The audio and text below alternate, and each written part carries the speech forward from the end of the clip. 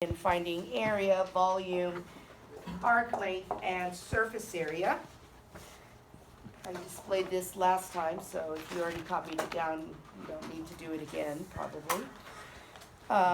They're all set up right now in terms of x, but as you know, it can be set up in terms of y if the equations are given in terms of y, if it's easier to evaluate in terms of y, or lastly, if it's impossible to do in terms of x. So area-wise, we would take our top curve minus our bottom curve. If we were doing it with respect to y, we would take our right curve minus the left curve. Volume, 3.5 methods, if you will. The first one is cross-section, so the integral depends on the area formula for that known cross-section. If the cross-section happens to be a disk, then the area of a disk is pi r squared, and that generates the disk method. If your disk have holes in them, or if the cross-section is a washer instead, then you've got the big circle, pi big R squared minus pi little r squared for the washer method. We can also use cylindrical, hollow cylindrical shells. That volume is given by 2 pi times r times h. Arc length, derived from the distance formula.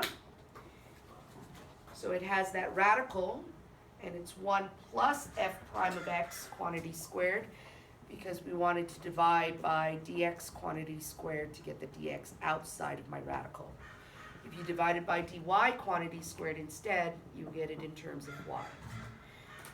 And then taking that arc length, or that curve, rotating it about the x-axis or the y-axis, we can now find the area of the surface generated as 2 pi r. So from the circumference of the circle created by the rotation times the radical 1 plus f prime of x quantity squared dx. If I rotated about the x-axis, what would r be equal to? It would be equal to y, right? And if we were doing it with respect to x, we would replace that with the function. If the curve is rotated about the y-axis, then r this time is equal to x. And we would leave it as x if we were doing it with respect to x. I wouldn't recommend memorizing, around the x-axis it's this, around the y-axis it's that, because when we're in cross-sections, perpendicular to the x-axis versus perpendicular to the y-axis, and so on, starts to get confusing, right? So if you're trying to relate things to x and y, to me it's easier to just draw some very simple pictures to see what that measurement is and how it's oriented. Any questions on these 4 things? So you're going to see some similarities between what we are going to do today with our physical applications.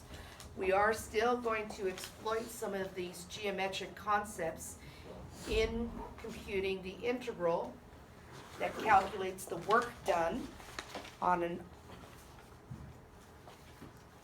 or the amount of force pushing against a surface. How many of you are currently taking physics? How many have taken physics? How many are you going to take physics?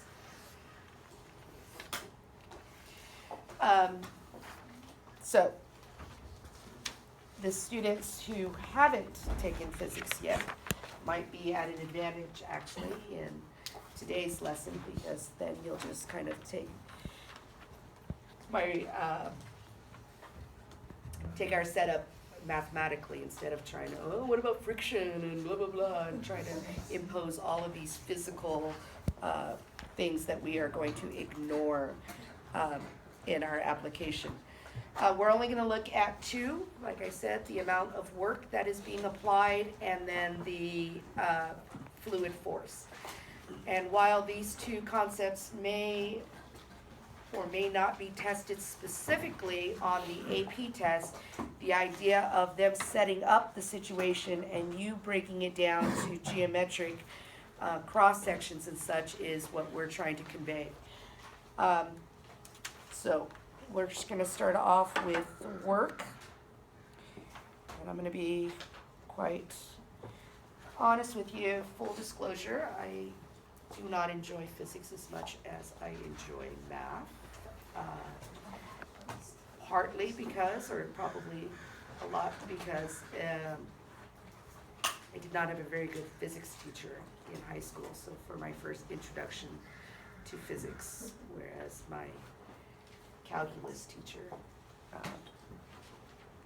was pretty easy to understand. So for some reason, it seems ironic because I'm pretty good at math that I should be pretty good at physics too, which I'm not bad, I'm just not as enthusiastic about it as I should be or can be.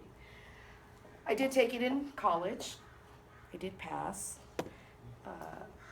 But the physics that I enjoy is more the electricity and magnetism, because that's the physics that I learned in college, whereas the kinematics I don't enjoy as much because it got ruined for me right from the get-go. So even when I took it again, right, in college, I just already have that kind of mental block about it. Which, like, kinematics is all trig and vectors, and so that should be easy for a math teacher. There's still a lot of calculus in the electricity and magnetism stuff. That stuff is fun for me. So work in a physical sense is measured or defined to be the amount of force times distance. Okay? And you will note that if the distance is 0, the amount of force is going to turn out to be equal to 0 as well. So unless the object moves or is displaced, there is no work done. I can push against that concrete wall all I want, right, until I get blue in the face and perspire, right? But the wall's not going to move. I have done no work physically, in the physical sense. So unless there is a displacement, there is no work being done. We could vary the amount of force being applied. We could vary the distance that it is moving. And so ultimately, if we want to measure the amount of work done, we can think of that as an integral, right? Because that delta F or delta X or delta D part can then be measured with our dx. So this capital F of X represents a force relationship, not an antiderivative like we discuss in the fundamental theorem of calculus. And of course, we can change this in terms of X if the or in terms of Y if the displacement is in a vertical direction instead of a horizontal direction as such. Some common force relationship. Hooke's law says that the force done is equal to kx. Anyone know what Hooke's law applies to? Springs, right? So the force done by a spring can be measured as k times the displacement. So when you stretch a spring and then it's bouncing up and down and such, the k is sometimes considered the spring constant, I believe, and it depends on the rigidity of the spring. And so if it's really thick and tough, then it might not be as springy, right, as something that is thinner and such. Okay, so that constant depends on the actual spring itself. Coulomb's law is also a force. That's given by a constant k as well, times q sub 1 times q sub 2, divided by the distance between those items, so d squared. What's Coulomb's law related to? charges and electricity, I guess, or chemistry, something in chemistry, I believe. So Q sub 1 is like the charge of one thing. Q sub 2 is the charge of the other thingy, bob. And the distance is the distance, or D is the distance between them. The law of universal gravitation, so getting a little bit into astrology, I don't know, one of those A words, physics, where K is a constant as well.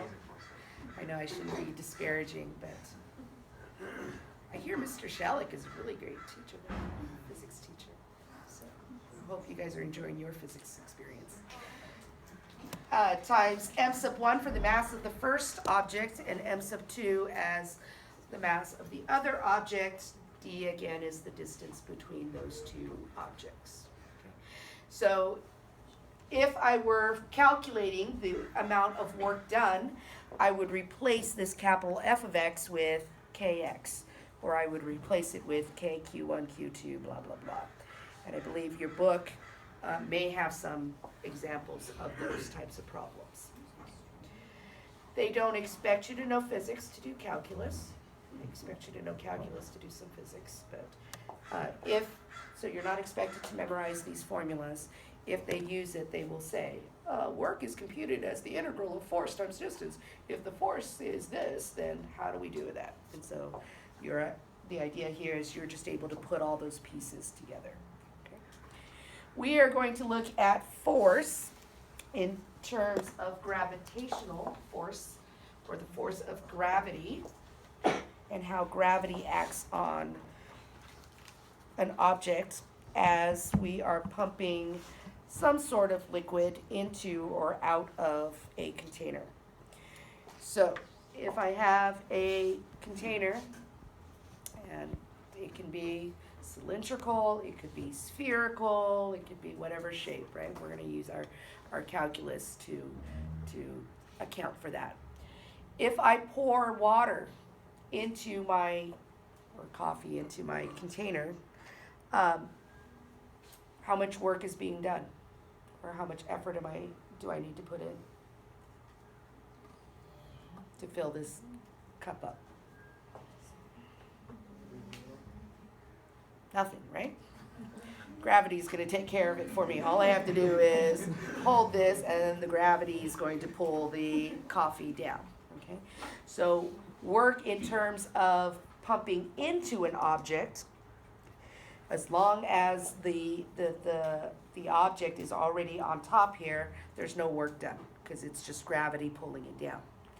If I want to fill it, though, from the bottom up, this time there is being work done. Okay? So imagine, if you will, one layer of coffee, one sliver of coffee, right? A little disc, because my cup is cylindrical. I pump it in, or I pump it in. So there's one layer, and now there's got to be work done to move this layer continuously up the cup. So this distance that it is moving is what's creating that work, right? So I am working against, the force that I'm working against is gravity. And so one slice goes in, and then another slice has to come in. So this one moves up, and then another one comes in, and then those two move up, and then another one comes in, so that eventually it gets filled up all the way. If I want to empty the cup, how hard is it to empty coming out of the top? More effort or less effort than emptying it from the bottom? More, right? Because again, this layer that's somewhere in the middle here, I have to somehow get it to the top and then pull it out of the top. If it's coming out of the bottom, first layer comes out, next one, gravity's going to pull it down, and then so on, right? Like when you have a stack of something and you want it to come down, you just pull the bottom, and then the next one, and the next one, and the next one. But here you have to lift it up to put it out. Lift the next one up from the top to pull out. So when we're talking about pumping into a container, pumping into is work done from the bottom up. Emptying it, work done is from the top out. Okay. I have a spherical tank with a diameter of 16 feet. We are going to pump water, gasoline, molasses out of this spherical container.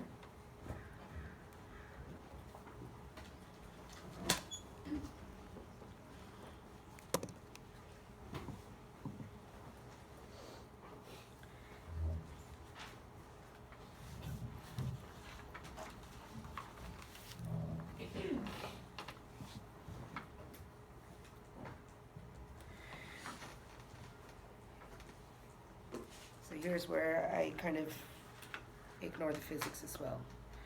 I don't know what the units are. Foot, pounds, Newton meters, I don't know, whatever. Right? I just care about the numbers. So 16, if you want them to be meters, make them meters. If you want them to be inches, okay. So I've got a spherical tank, looks something like this.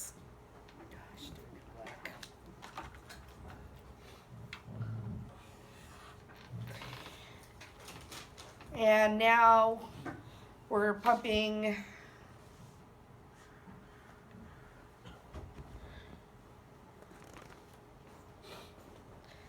out of the tank. Out of the top or the bottom? Probably the top, right? Because out of the bottom there is no work done. Just open the valve and it's going to come out, all going to come out, right? If you open the valve at the top, still there, right? We got to do some work to get that liquid out of the container. But valve at the bottom, open it up, out it comes. Okay, so this is going to be coming out of the top of the tank. I'm going to impose some math so that I can set up equations, calculations, functions, and so on. Because right now there is an NT. So I need to put an X and a Y axis, orient this on a coordinate grid. It's up to you where you want you put your X and Y axis. You want to try to exploit symmetry if you can. It's going to make it easier. You also want to take advantage because you're going to eventually write equations. So some equations are going to be easier to write than others. I've got a couple of options here. Since this is a spherical tank, this is essentially a circle. I can center my axis so that the origin is at the center of the circle. I can put it so that the x-axis is down at the bottom here. That makes more sense to you. I could put the x-axis here.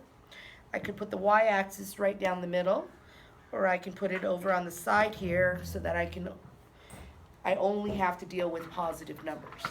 Okay. If I put my axis right here, they're only positive numbers, but the equation of the circle is going to be more difficult to write because the center now is at some point h comma k. If I put my axis right here, what's the equation of the circle? X squared plus y squared equals radius squared, right? So that's pretty easy. If I put the axis down here, it's going to be what? X squared plus y has a translation, right? But it's still equal to r squared.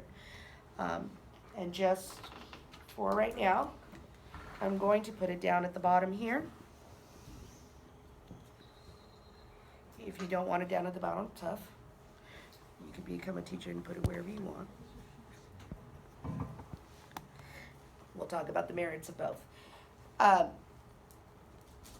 So sometimes this makes more sense because we've got a container, it's above ground, right? What kind of container is half in the ground and half on top? So visually this looks to me more like, oh, it's a container full of water and I'm pumping water out or in and so on. Were any of you at the Daniel Gottsman's club thing last, right? And they talked about the transport of water, and most of the expense of water is transporting it, pumping it. So we've got this reservoir, let's say, of water, and we now need to move that water. So the water's free, came from the rain or wherever, the mountains, right? And so it got filled up. Well, one, we have to fill it up. So unless we waited until the tank got full from rain or snow. But now we got to transport it to your faucets. And so the idea of pumping or moving water is kind of what we're trying to mimic here, if you will. So we said force, or the work, amount of work done is equal to the force times the distance.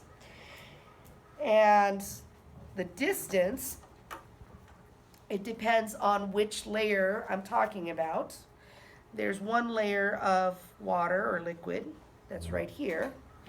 There's another layer that's right here. And then there's another layer that's down here. How thick are these layers? Very thin, they are dy, right?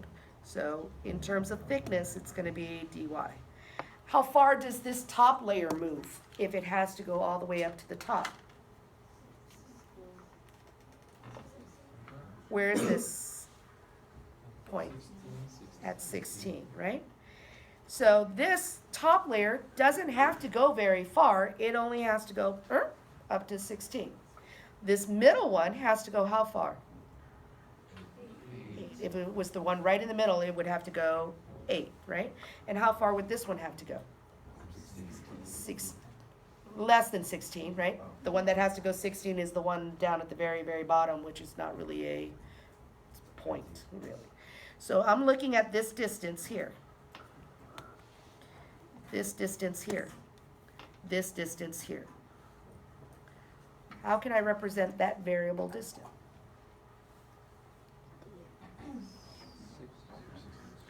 (16 minus y). Just like we were doing before, except we were, trying to figure out heights or radii, right? Here, this distance is 16, because at the top it's 16 going down, but it's representing a displacement or a distance that sliver would move. The amount of force that is acting on it is the weight of that cross section or that sliver. So force is equal to weight,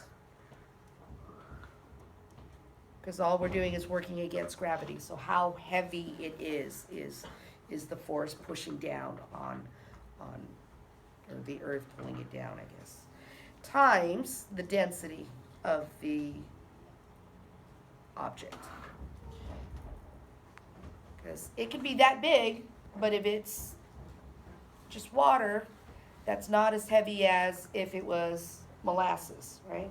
Molasses or gasoline with like oil stuff in it might be heavier. So this is a density constant that is usually given by omega. It's a curvy W, Greek letter, lowercase omega. What does uppercase omega look like? It's an open circle. Yeah, it's like a circle with little legs coming out of it, like the symbol for the Omega watches. That would make a really good thank you gift for your math teacher. So that's density. The weight, though, just depends on what this cross section is, right? The volume of that cross section. So the weight is going to be given by the volume, not of the container, of one piece. And then we're going to add them all up in order for us to figure out what the force is acting on this piece, and this piece, and so on. So what kind of cross sections do I have here? Circles. And they are, volume of this circle is pi r squared. But remember, there's a little bitty thickness to it, dy. And that dy is going to dictate then that my integral has to be in terms of y. Work is equal to the integral of force times distance or displacement. So it is equal to the integral. My force equation is pi r squared dy times omega. I'm going to stick omega out here because it's a constant. Times, what did we say the displacement or the distance it's traveling? 16 minus y. So force from the weight of the object calculated using its volume and density times the displacement or the distance that it travels, each piece travels. We're in dy, so what do you think my limits of integration are going to be? 0 to 16. It is 0 to 16 if this is a full tank, right? That means there were layers at 0 all the way up to 16. What if the tank is only half full? 0 to 8, because that's where the layers are, okay? But if it's full, then we'll assume that it is. This is going from 0 to 16. When y is equal to 0, 16 minus 0 is 16. What does that represent in this scenario? The very bottom, right? The very bottom disk has to move 16 feet. Okay. When y is equal to 8, 16 minus 8, the middle disk only is moving 8. We good? Everything's good? We can integrate this? No. Why not? R, right? We gotta write R in terms of y. Well, what's R? R is this length from here to here. Not the radius of my tank, it's the radius of each layer of liquid or object that you are trying to move. Is that a constant amount? Is that a variable amount? Variable amount. How much is that a variable amount?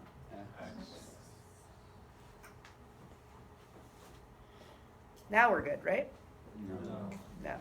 Because I can't put my x into my dy equation, so I need an equation that relates x and y. What do you think?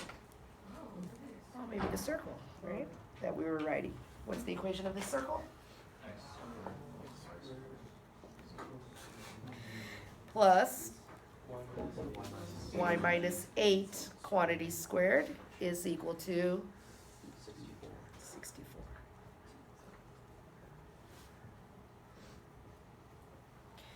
So ultimately, with all of my algebra done correctly, the integral that I would evaluate to calculate this, the work done in pumping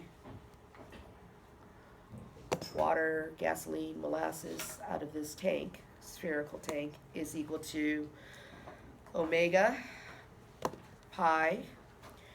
R squared is actually x squared, right? Because r is equal to x, and x squared is equal to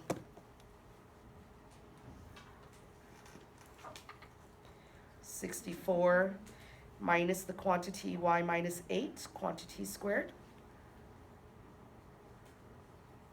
See what I did there? Times 16 minus y dy. And really all that is polynomial. Omega pi comes out of my out of my integral, right? I can expand and multiply and so on. That should be pretty straightforward to integrate from there.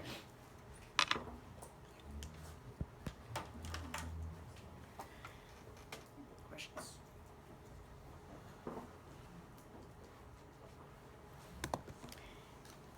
Half full?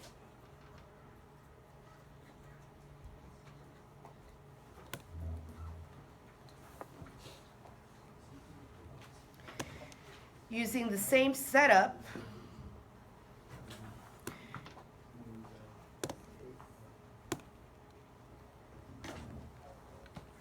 so here's my circle, for my tank. It's still all like that, except that the water only goes up to here.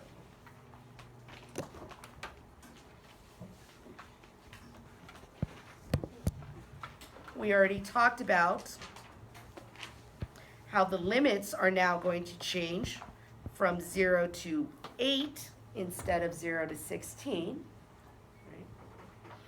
Right? Still going to have omega. Still going to have pi.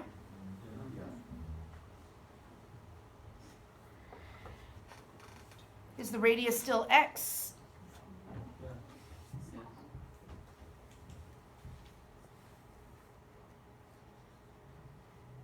So then x squared will still be this, right? Because I put the circle exactly where I had it before.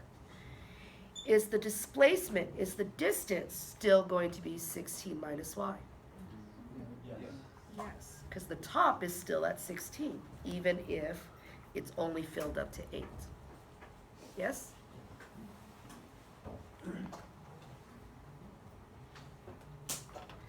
So the only difference when it's half full is in this limit.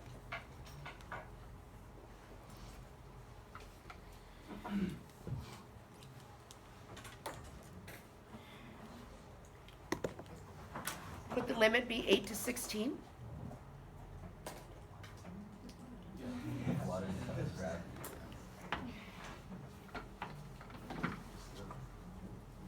Zero to 8? Aren't the layers from 0 to 8 the same as the layers from 8 to 16? No. Yeah, they are. This circle here is the same as this circle there. Layers are the same, but it's up to Not the work, why not? the Distance, right, is different. It's easier to take the top hemisphere out because it's closer to the top than it would be to do the bottom. So even though there's symmetry, it's not really stuff that we can exploit in some cases. So the work, the amount of work won't be the same, but could I have limits that are going from 8 to 16? In what scenario? Yeah, maybe there's a plate there, right? And the thing is only filled from the top half, and it's solid down at the bottom. Okay, right. What else? Or how else would this be 8 to 16 instead of 0 to 8?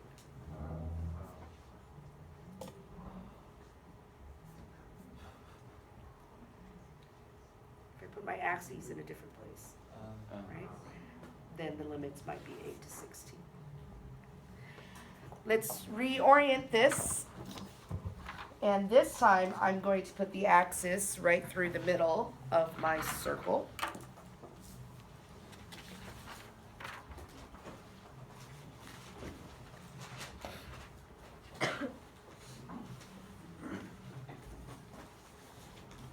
And let's see which parameters change, if any.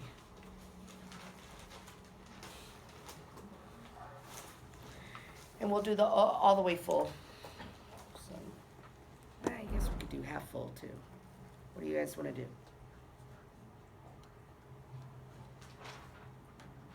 Nothing. We just want to sit here. I told first period that they were more fun than you guys. Yes, they are very lively and they talk to me. You guys don't. Let's do full.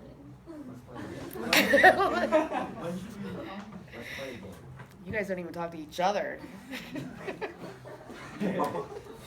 Some of you talk too much to each other. Liam and Alicia, or Ilaria. All right, what are we doing? What are we playing? Half full, full? Full. All right, full.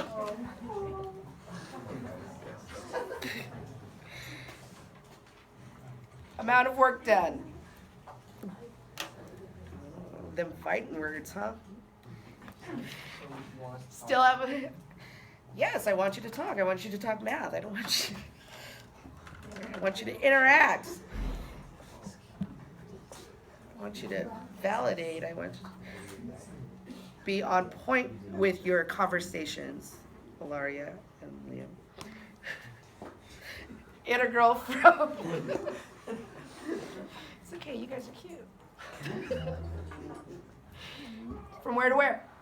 -8 to 8. -8 to 8. So you can discuss the merits of, oh, I like 8 better because it's not as big as 16. Or you could say, oh, I don't like -8, I like 0 better, right? It's all the same. Still omega? Yes. Oh, let's see. Still pi? Yes. Radius still x? Yes. Yes. But x not the same, right? What's the equation of? X squared plus y squared is equal to 64 is my new equation. So this is going to be 64 minus y squared. So a little bit easier there in terms of our expressions. Still dy. Depth. Still 16 minus y. 8 minus y. 8 minus y now, right? So similarly to what we did before, I suggest that you draw, oh, this is r, and this distance is 8. So d is equal to 8 minus y, r is equal to x. So this is 8 minus y dy.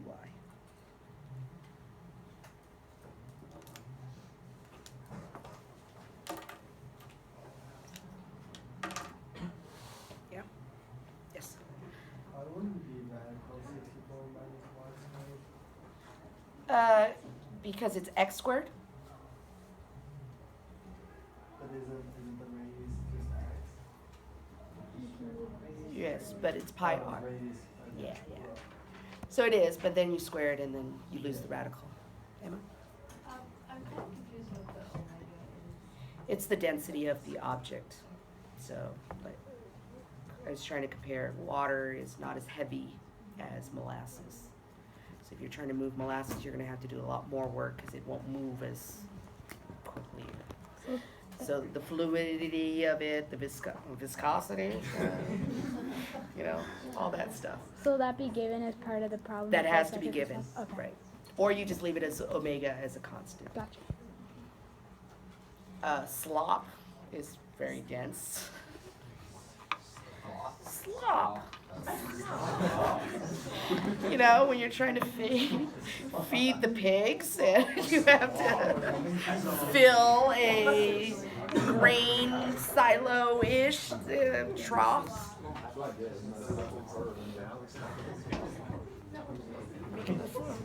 All right, conical tank.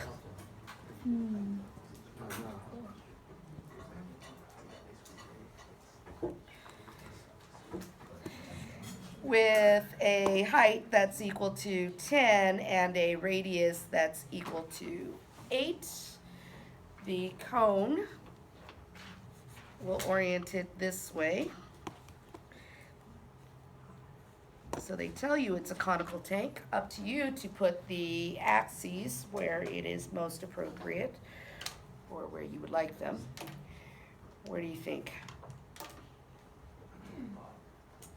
There's one obvious answer for which one, X or Y? Y is the more obvious one.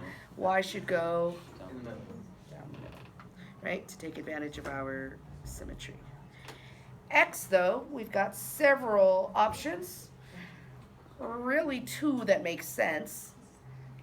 I don't really want X right through there, right? That doesn't really, but I could have X up here, or I could have X down here.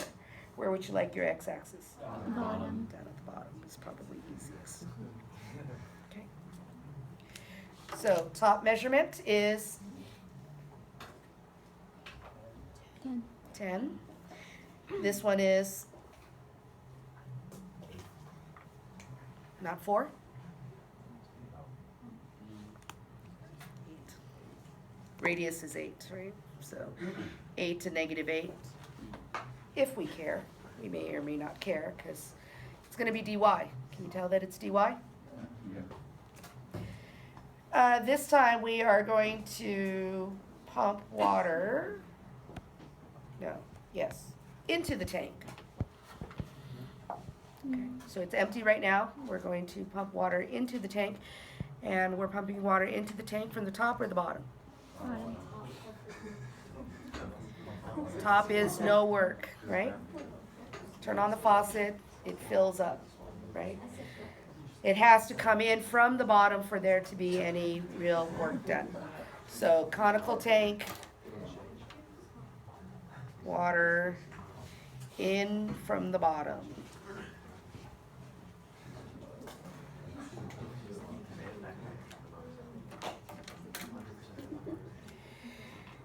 So here is one layer. It happens to also be a circular cross section. It is coming from the bottom up. And if you want to draw another layer so that you can see that that distance or that displacement changes, you should. How do I represent that displacement?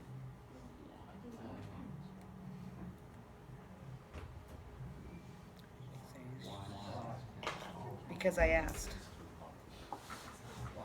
Why? Oh, see? They laughed right away. No, I'm just kidding. D is equal to what? Yeah? We're good? R? X. And actually, I'm not really just finding R. I'm finding the volume, right, times the density. So volume is pi r squared dy, because they happen to be circular discs like before, times the density. R, though, we said is equal to x. And so my work equation turns out to be omega pi, the integral dy.